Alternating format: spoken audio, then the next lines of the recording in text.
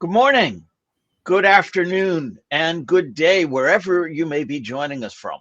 Welcome to another edition of the Digital Download, which is the longest running weekly business talk show on LinkedIn Live.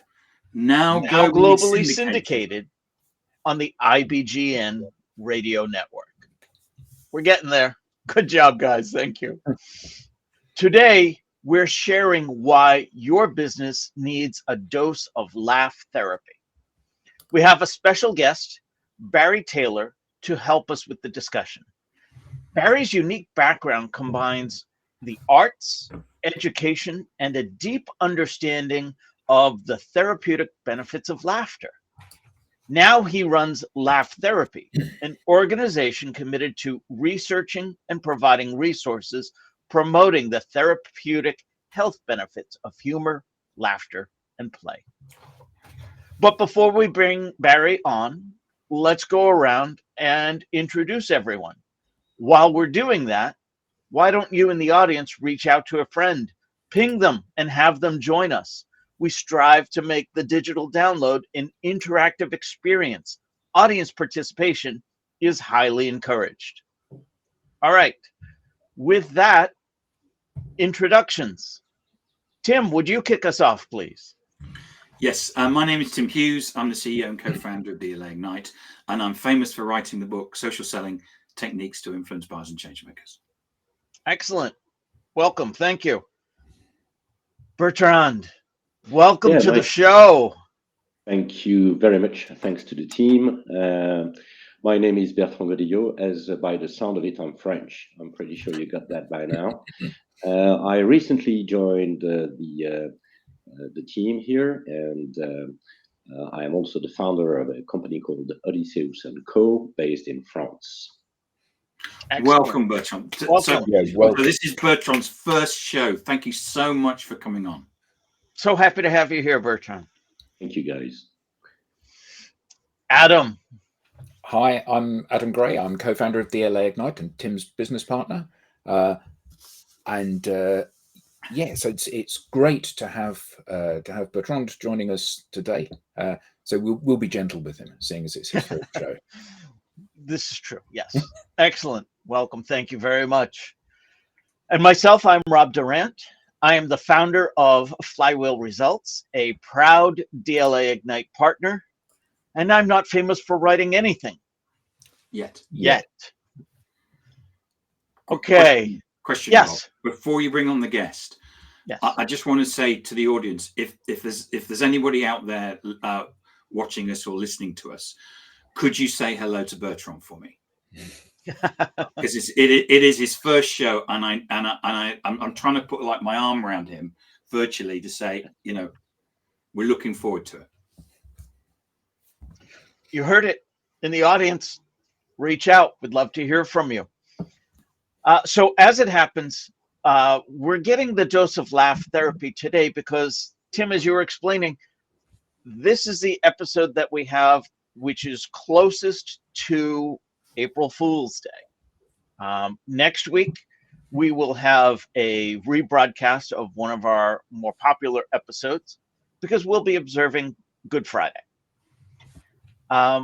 As it also happens, this will be the third time in 4 weeks where our topic has centered around laughter, humor, and improv.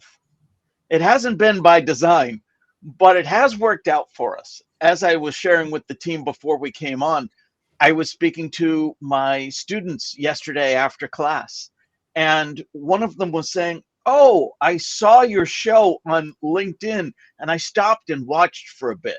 I liked it. I usually don't like shows on LinkedIn, but yours was fun." And that's what we're going for here. A little bit of levity and bringing topics of interest to the audience at heart. So I want to take this moment to say to the audience, if you have something to say, we want to hear from you too. If you'd like to be a guest on the show, you're welcome to scan the QR code on screen or visit us at digitaldownload.live and click on the guest section. Be our guest. We would love to hear from you.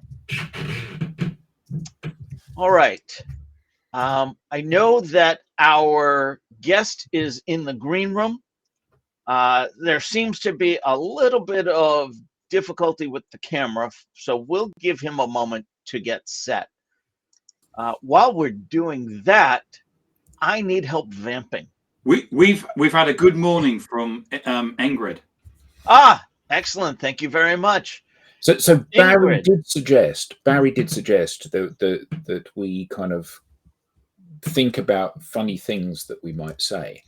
Now, unfortunately, I realized that most of the jokes that I know are not actually suitable for broadcasting. So what I did do was I did a little bit of research and have found a few jokes, which are simple. Where's Mark? I'm sorry, we're having technical difficulties. Somehow we lost Adam.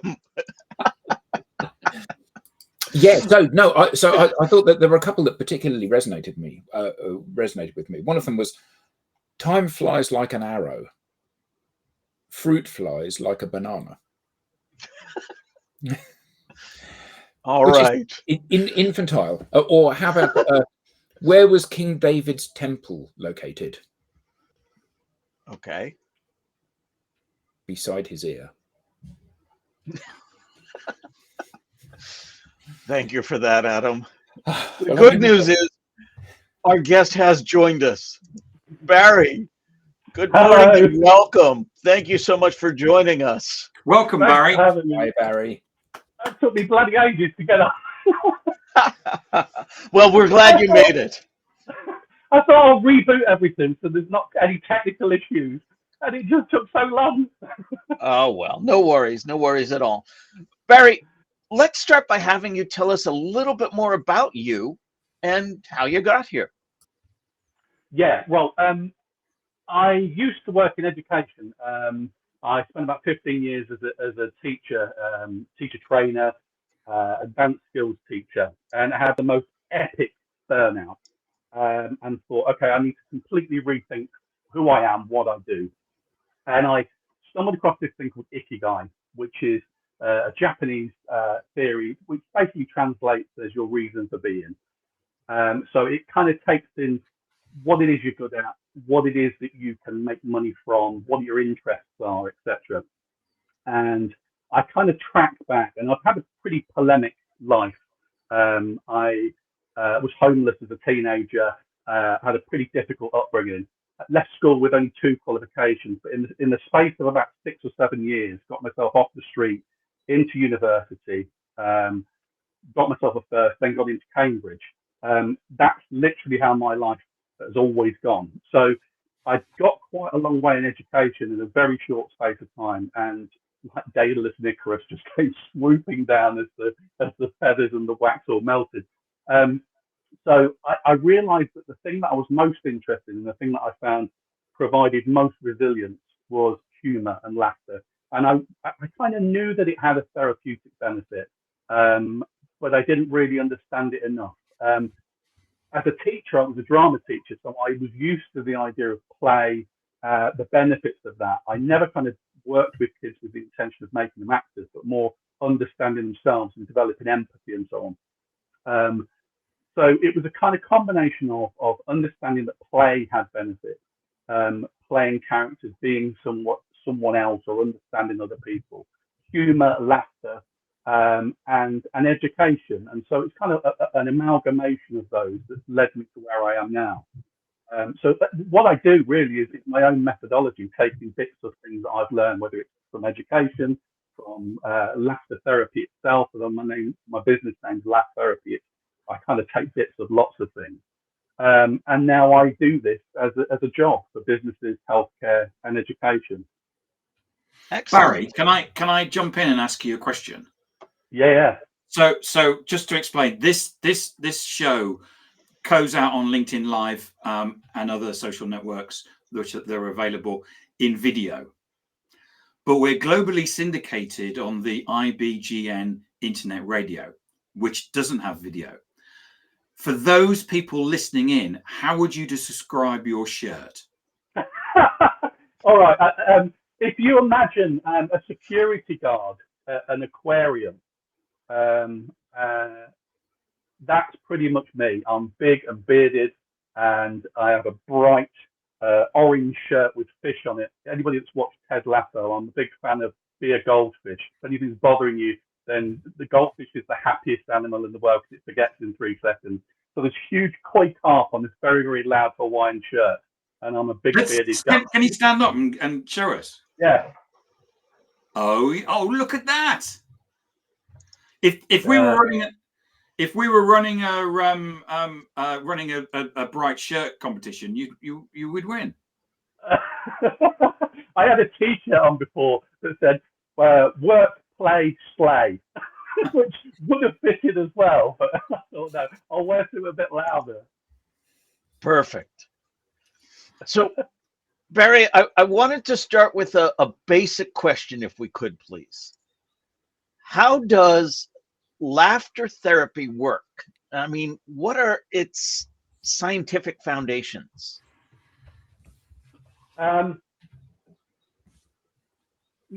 Normally in psychology, the things that are explored and studied the most tend to be the darker elements of psychology.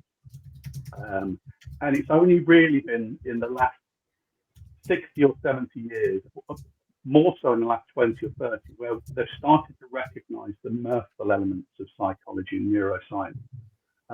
Professor William Fry is probably one of the first people who, Freud explored it and did a paper on it, but William Fry is really the champion of it. He came up with this word called gelotology, which I guess is the official title of what I am, a gelotologist. Gelotology comes from the root word gelos, which is the ancient Greek god of laughter. And so it's exploring the therapeutic benefits of laughter. And that's what I do. I research the benefits of laughter to mind, body, and then think of ways of applying that then in the work environment. So if we're looking at what the benefits are, there's a lot of research that's constantly developing about the mental, physical, emotional, social benefits of laughter. So we know that when we laugh, our diaphragm works, our lungs pump, and that turns, obviously, oxygenates the blood, pumps around the body. So that has lots of benefits. But there's a chemical change that happens when we laugh. So if we look at it from the area that we know most, we know that we hear the phrase stress is the biggest killer. So we know that when we get stressed, our anxiety rises, our muscles get tense, all of those things are happening.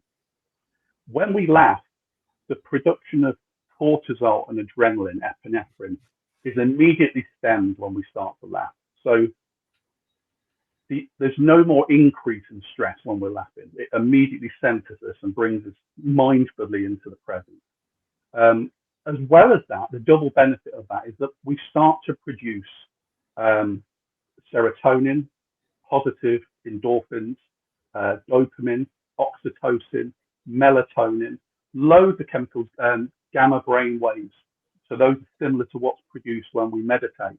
All of these things make us calmer, make us feel more safe, make us feel more connected, raises our mood, makes us more creative, problem solving. There's so much research that's coming out now of just the simple benefits of laughter.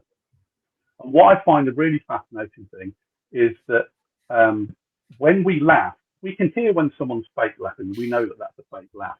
But our brain doesn't know the difference between a fake and a genuine laugh. So our body reacts in the same way as if we were mirthfully laughing.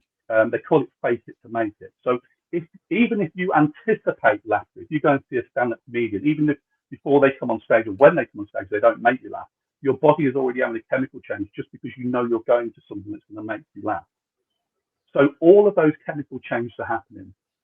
So if we can find strategies, ways, particularly at work where mental health is an issue, where we can make people less stressed, create more environments where people are happy, mirthful, playing, joyful, we can solve a massive issue that's going on at the moment with mental health and well-being, which is costing billions. I mean, I've got data I'll share with you in a bit, but it's boring, but we're talking billions. And by 2030, trillions it's going to cost the global economy because of absenteeism, workplace mental health.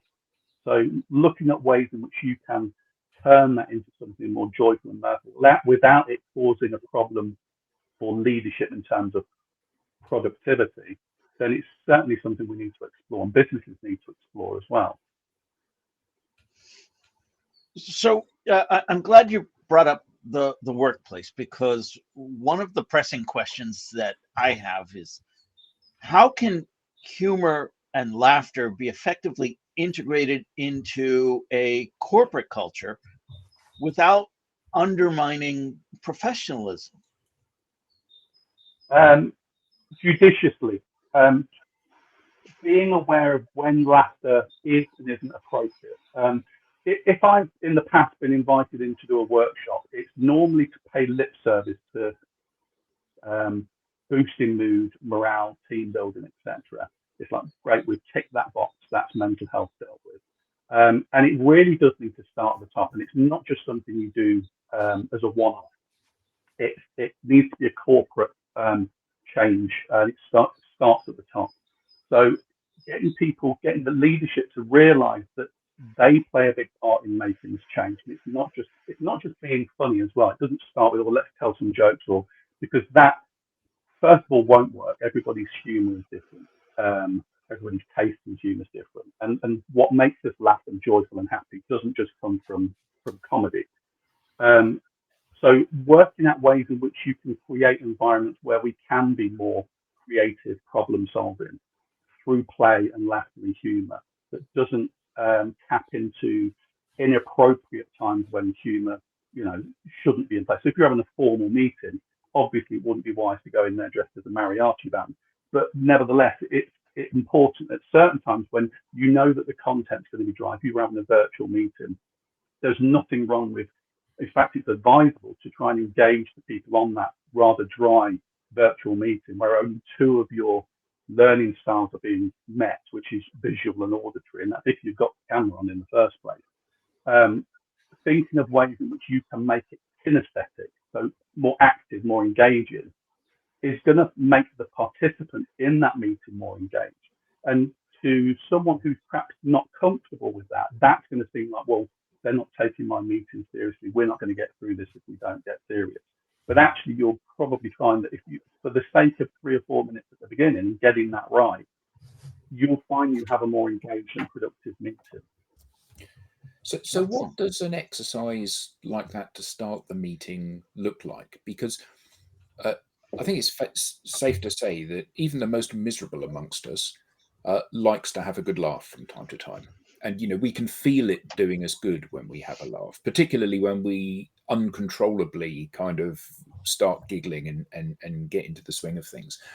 So what kind of techniques can we use at the beginning of a meeting to get those benefits going so that people are coming with a more open mindset and more upbeat and more of a can-do and, well, we'll give it a try attitude rather than being that wet blanket in the meeting? Yeah. There tends to be 3, possibly 5 states rather than traits that people come to a virtual meeting with. So you have, in general, you have consumers, the people that are there, they're just passive, they're listening, they're taking on board what's being said, but they're not really contributing huge amounts to the meeting. Then you have, above that, you'll have contributors, so the people that are involved, they're engaged, they're giving a little bit, they're not being victims to, oh, it's a virtual meeting, which is the flip side to consumers, which is the critics. So the people that kind of, well, this could have been an email rather than a meeting, and not really contributing a lot. Above contributors, you have connectors, so people who are driving the energy in the meeting and going above and beyond, and then making social connection with other people. And you want as many people to be connectors and contributors in the meeting as possible. So if you come to a meeting and people immediately have got their camera off, they're not engaged. They're probably eating a banana. They're dealing with the dog that's barking. Someone's just come to the door. Because unfortunately, as beneficial having a hybrid work environment is, and we've found this since COVID, it can also be distracting. So getting people to connect right at the beginning is really important. And I think having cameras on and engaged and trying to be kinesthetic is worth those first 3 or 4 minutes. So, and there's various games and starter activities that you can do, and that's kind of where I pick them up from as a teacher, getting kids engaged from the minute they come into the classroom. So one such way you might do it is to get people, I mean, the first thing I did when I signed in here was to put my name. Barry Taylor, Laugh Therapy. What you can do is perhaps get people at the start of the meeting to change their name. There's the whole thing, the porn star name, where you kind of come up with your dog's, your pet's name and your mother's maiden name or whatever. But they could put their first name and a character trait that their friends say that they are most like. So it might be that they're curious, that they're funny, that they're silly.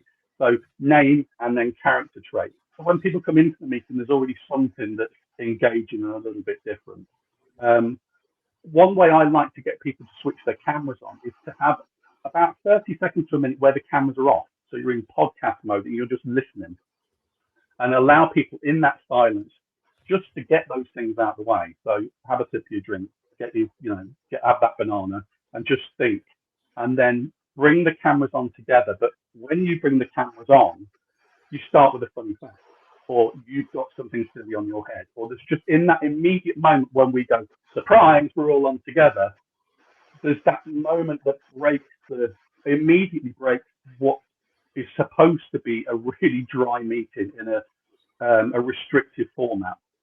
And then that moment of connection and laughter and small engagement between each other can then be put to one side and you can continue with the meeting, but you've already got a mood that's been created that perhaps wouldn't have been there had you just gone straight and with your Slidos or whatever.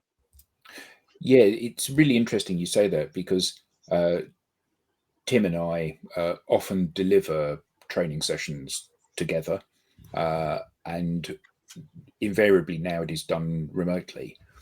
And we'll be messaging each other on Slack whilst it's going on. And if we're in a room where it's Tim and I with our video cameras on and everyone else that hasn't, I'll get a message from Tim saying, this is going to be a tough one, isn't it? Because, it does feel like you're talking into a vacuum and things like that happen.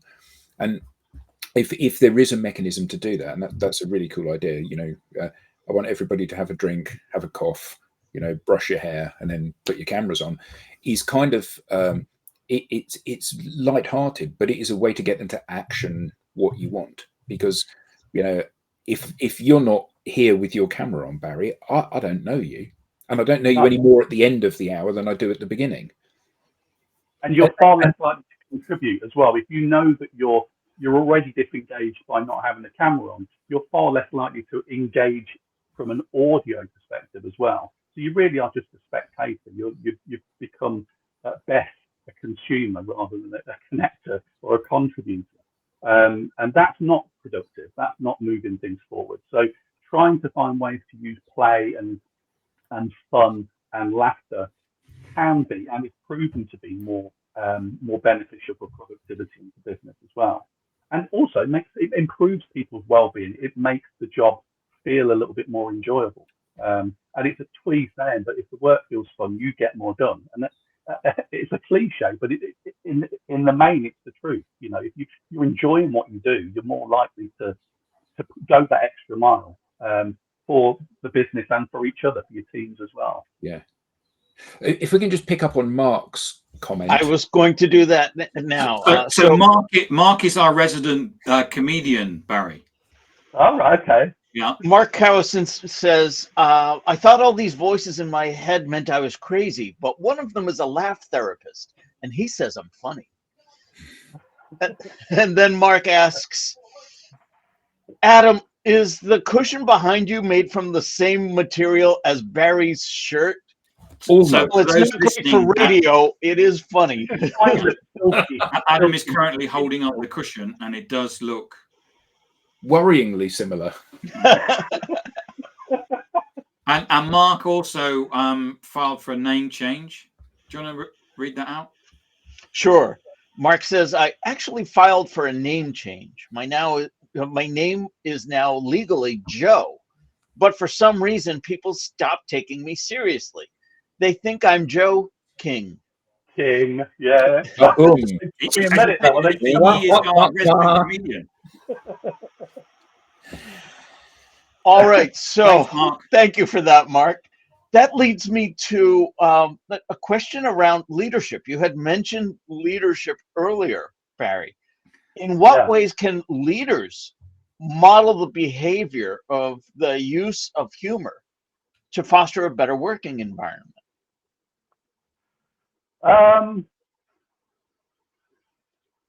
I think start with the environment is probably the best thing. So look at the space. They call it, I read somewhere a phrase called neuroarchitecture, and it was by Dr. Bernie Warren, an Australian clown doctor, actually.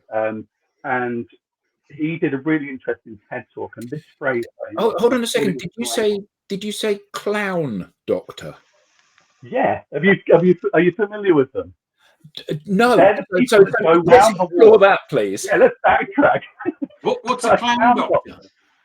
A clown doctor is someone who's a medical professional, either a senior nurse or a doctor, who will go around the wards, not always the children's wards, it's the adult wards as well, and will carry out their duties, but dressed as a clown, doing physical slapstick comedy. Obviously not tripping over and pulling equipment down, but engaging with them. They have props, they have a red nose, they have clown hair. Again, playing into that idea of calming people down, reducing their stress and anxiety, which you have in a hospital environment, producing these chemicals. Serotonin is a fantastic painkiller, and there's research already shown that pain medication in a trial with people who took part in a laughter program, those that took part in the program required 10% less pain medication than those that didn't. So they've really kind of tapped into this idea that making people feel relaxed, mirthful, laughing, it actually has benefits for the health.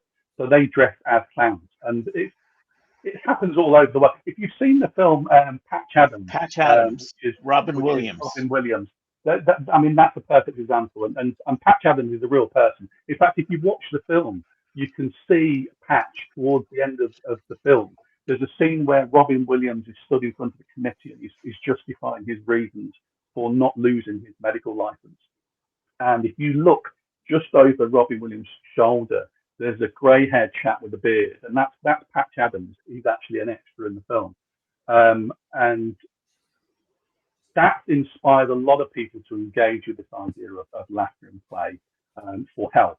So to go back to your point, this phrase of neuroarchitecture was something that came from Dr. Bernie Warren, and it's getting, in this case, in a hospital, to think about how does the architecture, the interior of the hospital or the ward, of the waiting room, make the patient, or in a children's ward, the family who are obviously concerned about the well-being of the child and their anxieties. How does that make them feel? Does it make them calm? Does it calm the child down? And I think that that's something that you can apply into the workplace as well. Thinking about, are people in little grey booths and there's just nothing to engage with, and everywhere they look it's just bland, boring bits of paper pinned up on pinboards and so on. That's not going to improve people's well-being. It's not going to engage people in their work. It's not going to make them happy to spend a third of their life there.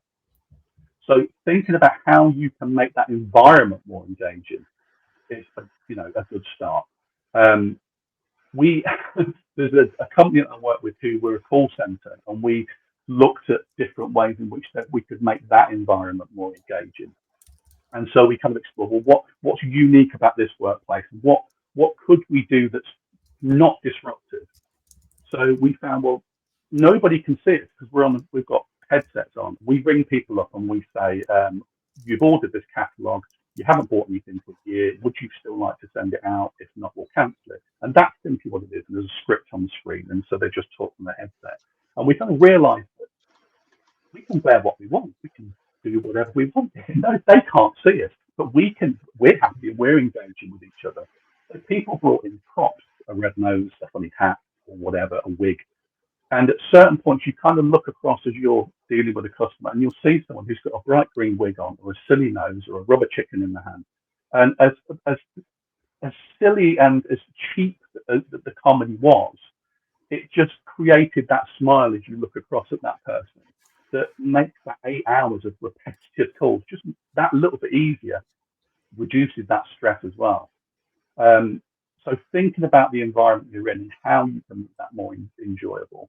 If you've got a common work area, I'm thinking back to when I was a teacher. There was one school that I was at were fantastic at this. You walk into the staff room having had a really difficult year 8, year 9 class, and you're tearing your hair out. I think I need a coffee, and you go in there, and it was a hive of activity. There was they got under those big Jenga things in the staff room, so people were playing Jenga in there. You've got pinboard. On the pinboard, people who've taken like secret photos of staff around the school and then put them on there, and they've got like a caption competition. So you put in a funny caption that goes with that member of staff. So you go in there and read the captions. People leave little practical jokes in people's pigeonholes and stuff, and you go in there and it'll be something funny in your pigeonhole.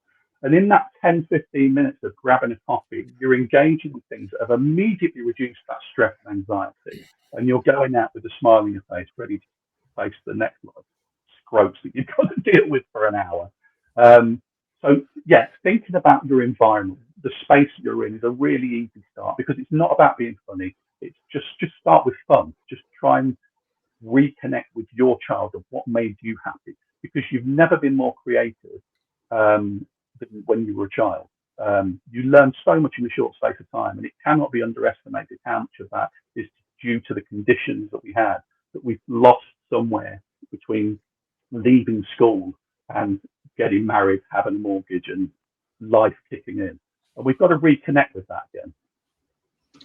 We have a question from the audience. Mark Cowson asks, Barry, do you use your job title laugh therapist when securing work? Do you find it difficult to be taken seriously? I used to, so I don't use it. I set up the business as laugh therapy because, like you said with clown doctors, people aren't even familiar that there is a thing called a laugh therapist. Some people are now starting to be aware of things like a play therapist or an art therapist or a drama therapist that deals with, crisis conditions. So people don't really understand that and don't understand the benefits that laughter has. It's not just about laughing and, don't we feel better, but there are medical benefits to it as well, and social benefits in terms of teamwork and connection and creativity. So using the phrase when people don't understand it immediately is going to do that, and I have found that in the past. So I started to use the phrase gelotologist, because that starts a question straight away. You stick ologist on the end of anything, you're starting to be moving down the road of being taken a little bit more seriously. And it is a genuine form of research. And so you get that conversation, go, well, what's gelotologist? So you explain what gelotology is. And they go, oh, so it has therapeutic benefits. Yes, it does, and you can explain it. But more often than not, it's consultant, public speaker, professional trainer are the ones that I use. And then when I'm in there, I can explain the methods that I use. But more often than not, the work that I've had is people coming to me saying, I've got this group of people who they don't get on, they hate each other, morale's at its lowest, can you do something funny? And they expect you to go in there and just be funny and tell jokes. And they look disappointed at me initially when I say, I'm not here to make you laugh, I'm not a stand-up comedian, I just facilitate laughter.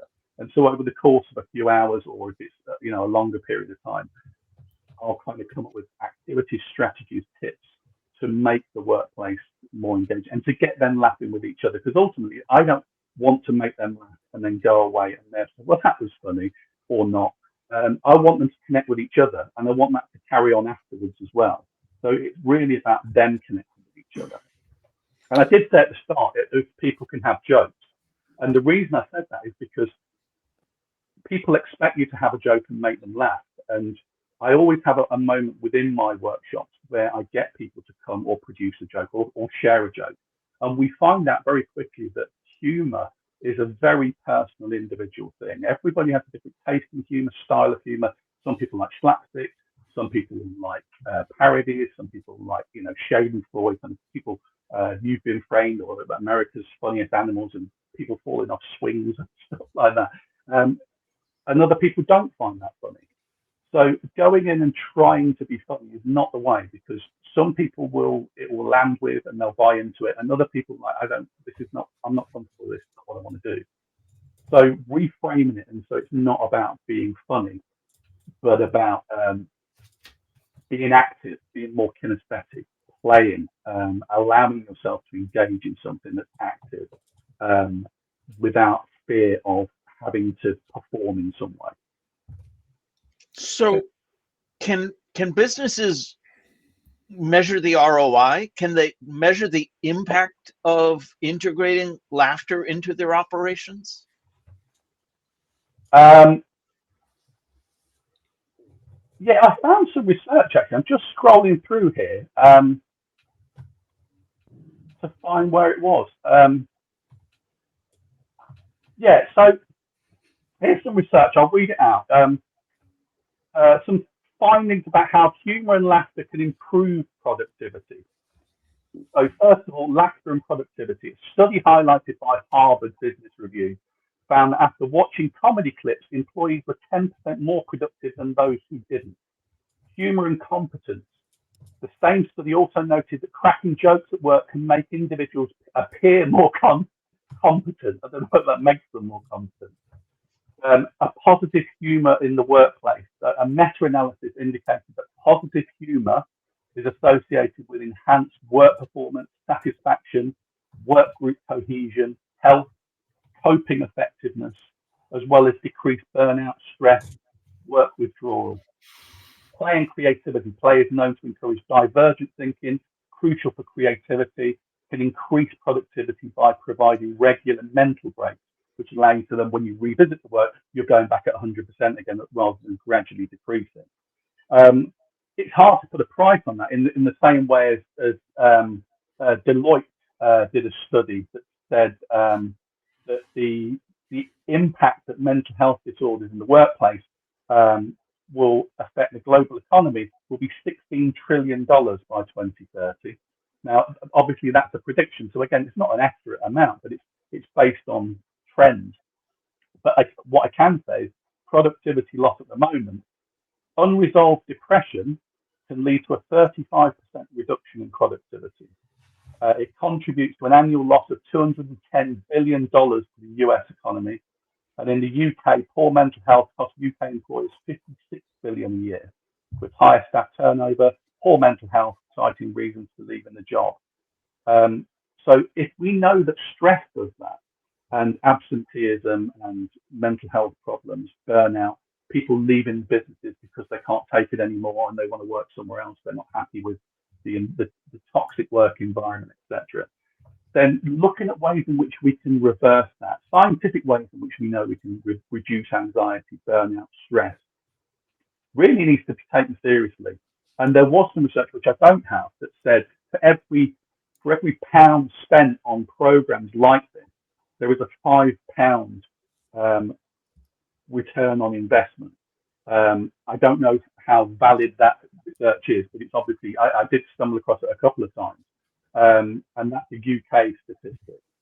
So, I mean, it makes sense from a health perspective, from a common sense perspective, and clearly it's starting to look like from a cost perspective as well, that taking, some form of play, laughter, happiness, well-being, beyond just, well, let's have a yoga class, or let's have someone come and do a Tai Chi for an hour, is not to discredit those things. It's a tick box, and it's not really looking at the culture of the business from the top down.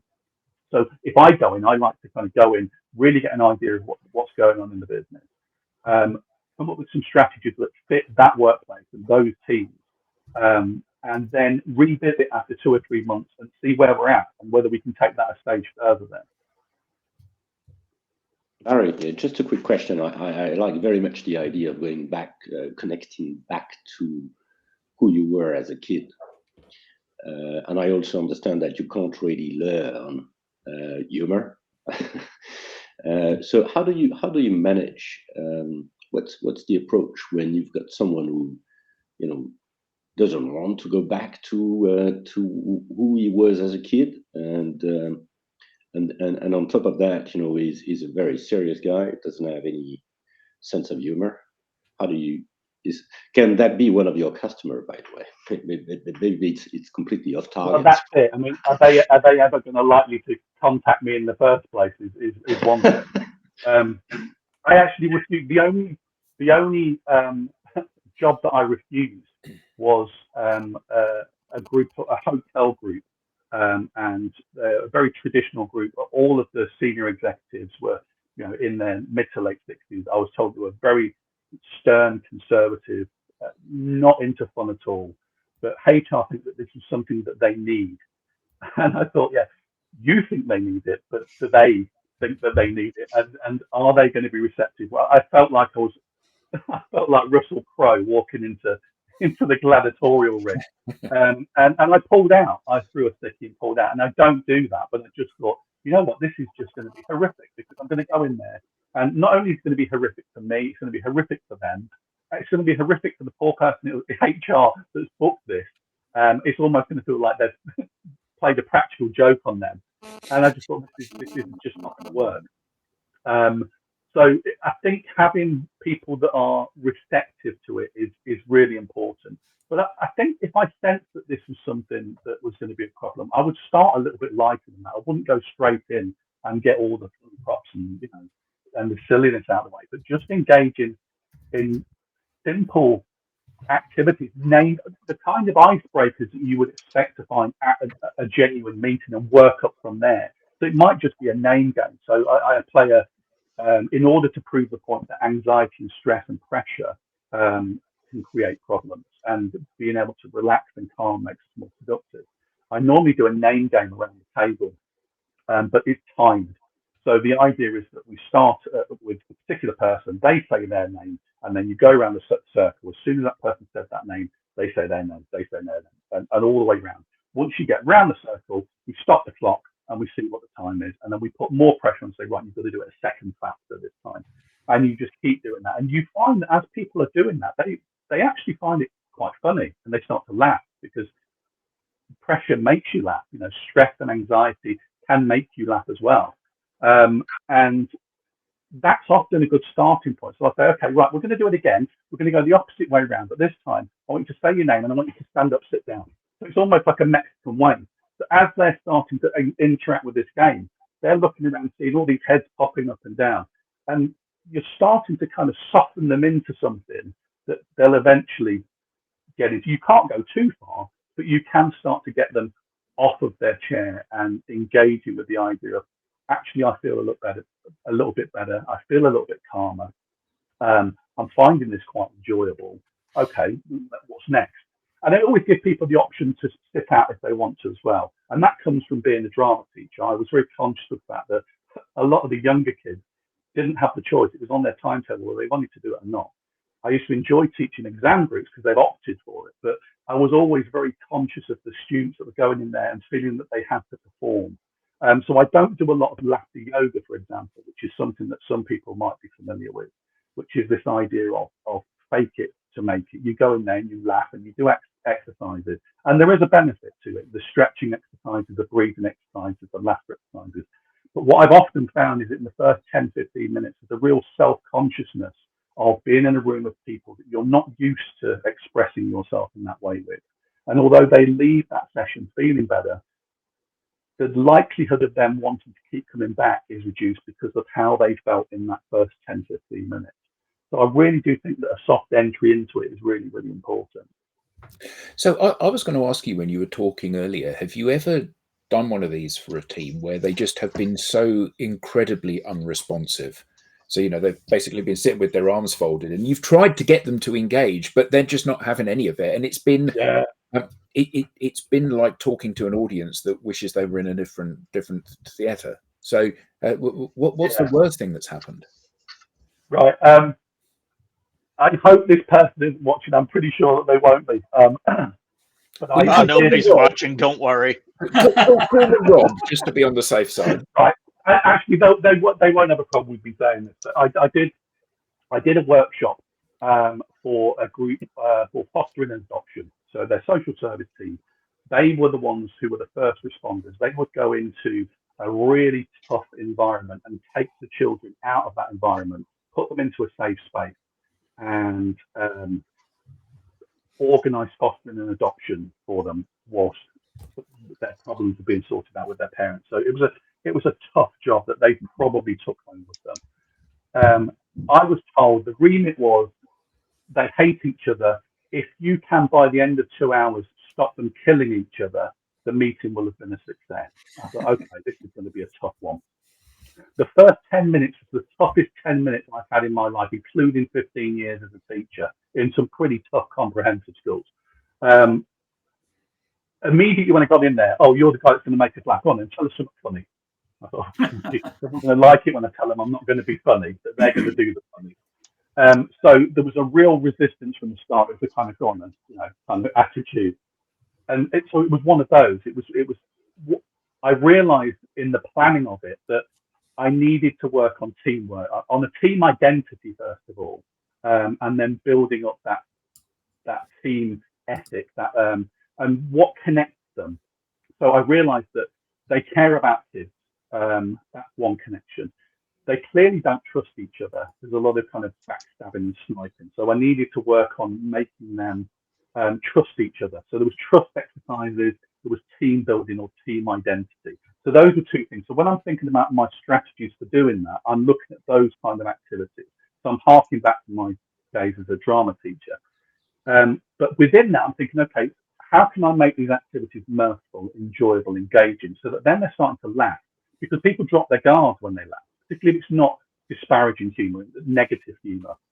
So then people think, oh, you're laughing, we've got a similar sense of humour, you're all right, you are.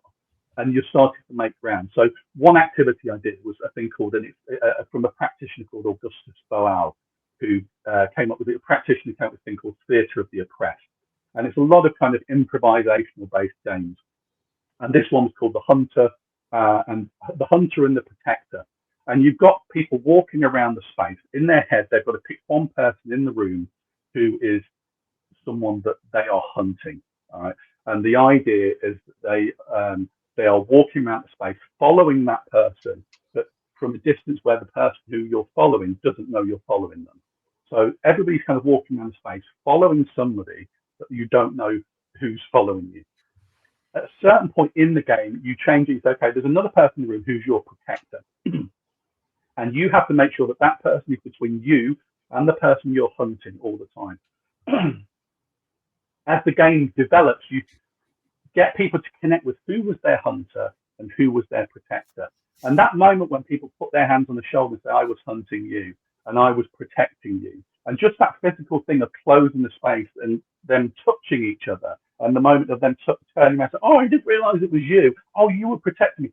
There's a moment of engagement, of closing down people's circle of comfort and inviting people in. That had a massive effect. So when we talked at the end about how that workshop went, it was the best of the last 10, 15 minutes of a workshop. That was the best I ever had. And it was quite, there were one or two people that were quite emotional in that, because there were people in the room that they felt were bullying them, that they couldn't connect with, that they didn't trust, and realized their mind was playing tricks on them, and they completely misjudged that person.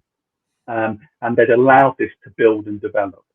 I'm sure that afterwards, a week later, they probably hated each other again. That moment of realization that we've got something in common, you've got my back, I've got yours, we can connect, at least on this level, is really important. So, yeah, you get ones that are really, really tough, but a lot of it is in the planning. You've really got to think about, okay, what do they need to get from this? Fantastic. That sounds like a great thing to do, Barry. Yeah, great. Barry, I didn't want to let you go before touching on this. What are some common pitfalls to avoid when introducing humor into the workplace? Don't try to be funny. And I make the mistake of doing that because of the expectation that you're going to go in there and make people laugh.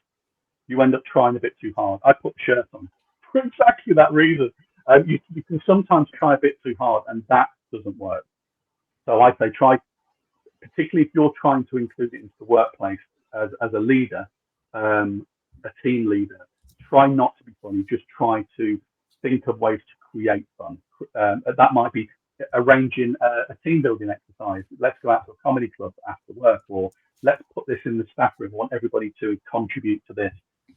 Something that you send out at the bottom of your email, underneath your email signature, just a funny little quote that you put in every week that you change. It starts small, and find ways just to be. One rule of humour is that one type of humour is incongruous humour. So the absurdity, things that you expect to happen, and then something else happens that kind of confuses you. So when you put a funny game as a starter into a virtual meeting, people aren't expecting that, and it's a bit silly, and that incongruity of it creates a bit of mirthful laughter. But also the element of surprise can create humour as well. So doing things that are surprising or a little bit absurd is often, people don't expect leadership to do this. So if you've decided as a leadership team, listen guys, we're all going to come into there and we're going to dress like this, they're not going to know. And so when they walk across the car park and they're dressed like a bunch of idiots, everybody's going to buy into that straight away, because here's a group of people who we think take themselves too seriously, who now are not taking themselves seriously, and you've reduced that hierarchy that was there, the them and us, because suddenly the them are a little bit more like us. So thinking of ways to just be a little bit more fun and closing some of those barriers between leadership and teams is a really good starting point as well. Excellent.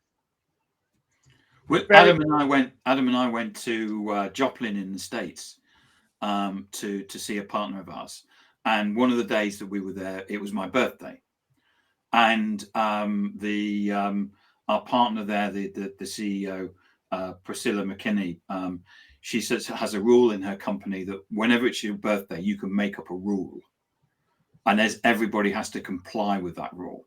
So she basically said in advance to me and said, it's your birthday. What do you want to do? What rule do you want? So I said, I want everybody to wear stupid shoes. Right. Yeah. So I went out and bought a pair of tiger feet slippers off eBay. And they were what I wore all day. But everybody else, they all had to wear stupid shoes. Well, you probably know, Tim, this might happen in other countries as well, but we have Christmas jumper day as we get close to Christmas. And just if you think about that as a concept, people coming in with the most disgusting Nordic jumpers with, a really badly knitted design of a reindeer on it. It's the most disgusting piece of fashion, but it just creates that day of silliness. That really, if we look at it, doesn't disrupt the day, actually increases our connection as a team as we, allow ourselves to be laughed at and laugh at each other in a safe way. That's very similar to that idea of, having some funny shoes on, or, wearing a funny hat day or whatever. Those are the kind of strategies that I would suggest when you go in. So you look at the things that have worked before that we know work, and look at things that you could do that won't necessarily disrupt, and could add the level of mirth and reduction of stress that you're looking for. I think that, I don't know about you, Adam, but I think that what happened was that Adam and I were kind of dropped into, small town Joplin in the States. Here we are with our British accents, sounding like James Bond. And all of a sudden we termed this one day with silly shoes on, but it did actually, all of a sudden there was a connection. We were laughing at each other and with each other and to each other, and because you're in control of how silly you want to be when you're picking your shoes. Yeah. And there was in effect there was this camaraderie that was immediately created with the team, where we kind of all fitted in. There is a photo somewhere. We were taking some photos that day, and there is a photo somewhere of the whole of the company with their silly shoes on. I've got my tiger feet on. Yeah, I bought a pair of clown shoes. But You I did. think one of the things that was really interesting was that was a small, tight-knit company, and we were working with a couple of the people there, but a couple of people had come in specially for that. And one of the things that it gave you was when you went to go and get a cup of coffee, I'm standing next to you, Barry, and I look down and you've got stupid shoes on, and I can go, oh, look at those. And you can go, yeah, they may be stupid, but look at yours. And actually, it was a great icebreaker for beginning a conversation with someone. Yeah, it's a Because it social was completely harmless. Yeah, absolutely. And I think a fear that business leaders have, and it's the same fear that often traditional kind of old school teachers have as well, is that we're going to lose control if we allow them to laugh. That we're not going to be able to rein this back in again. And I think so long as you're in control of that and are a big part of that, there's going to be no erosion to your authority whatsoever. As long as it's not too self-deprecating. If it becomes too self-deprecating, then people are starting to look at you as somebody that's weak and a little bit silly and so on. So you do, like I said before, it's judicious. You really need to think about whether it's appropriate and how far you go with it. But the root is that if leadership are leading this, and it starts at the top, and if you are in control of how much people laugh at you, then that's a really good starting point. Instead of putting the emphasis on those that are struggling with their mental health or their stress, say, okay, here's something for you guys to engage with. Because really, the problem starts there. And until you start there, you're not going to sort there. Barry, this has been great. How can people get in touch with you? My website is laughtherapy.lol. So not laughtherapy.com. Laughtherapy.lol. LOL. Laugh out loud. That's fantastic. I paid for that topic. So yeah, that's where you can find me, and there's information strategies and so on there. You can connect with me on LinkedIn as well, Barry Taylor, Laugh Therapy. You'll find me quite easily, and I'm happy to connect and talk to people on there as well. That's my main social media. And yeah, and I don't just do UK as well. I work, over in the States and Australia as well, because I do a lot of virtual stuff. So looking at strategies, and maybe on another occasion we'll do some games and exercises that we can weave into a. We'd love to do that, Barry. Yeah, absolutely. Yeah. All right, we'll do that then. So we now have a newsletter. Don't miss an episode. Get show highlights and beyond the show insights, as well as reminders of upcoming episodes. Scan the QR code on screen or visit us at digitaldownload.live/newsletter. On behalf of our panelists, to our guest Barry, to our audience, thank you all for being a part of today's episode, and we'll see you next time.